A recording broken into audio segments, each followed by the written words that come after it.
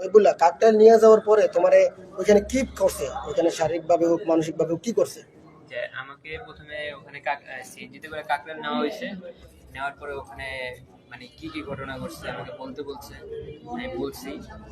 বলার পরে মানে ওরা বলতেছে যে না, তোমরা অস্ত্র নিয়েও গেছে, এরকম কথাও আমাকে বলছে।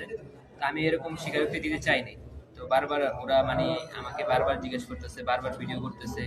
ওনারা বারবার মিথ্যা স্বীকারোক্তি নেওয়ার জন্য মানে আমাকে বারবার বিভ্রান্ত করতেছিল। তো পরে আমি তো দেই নাই।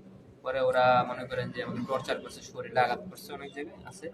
তো পরে শরীরে কোন কোন জায়গায় তোমার টর্চার করছে? আমাকে এই যে এখানে এখানে মারা হয়েছে, এখানে মারা হয়েছে, তারপরে এই হাতের এখানে আছে, পিঠে আছে, এইসব জায়গায় একটা আঘাত করা হয়েছে। কি দিয়ে মারছে? মোটা বাঁশ ছিল আর হলো তার। তার দিয়ে কি পিঠে মারছে? তার দিয়ে পিঠে মারছে আর এমনি বাঁশ দিয়ে হাতে পায়ে মারছে। আচ্ছা আচ্ছা। তারপরে তোমারে কখন ছাড়ছে?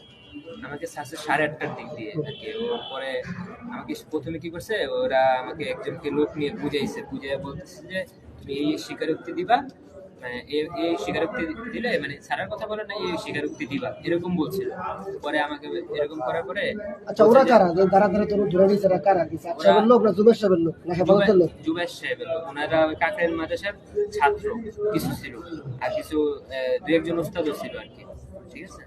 তো ওনারা আমাকে এই আর দিনের বেলাতে তুমি মারছে দায়ী করছে দিনের বেলা সারাদিন করে, তারপরে তোমার দিনে কি কোনো খাইতে দিচ্ছে কিনা? দিনে যায় না, আসার সময় খাবার দিছিল। সারাদিন না খাওয়া ছিল না? সারাদিন না খাওয়া ছিল। খাইতে দেয় না সারাদিন? আমি না।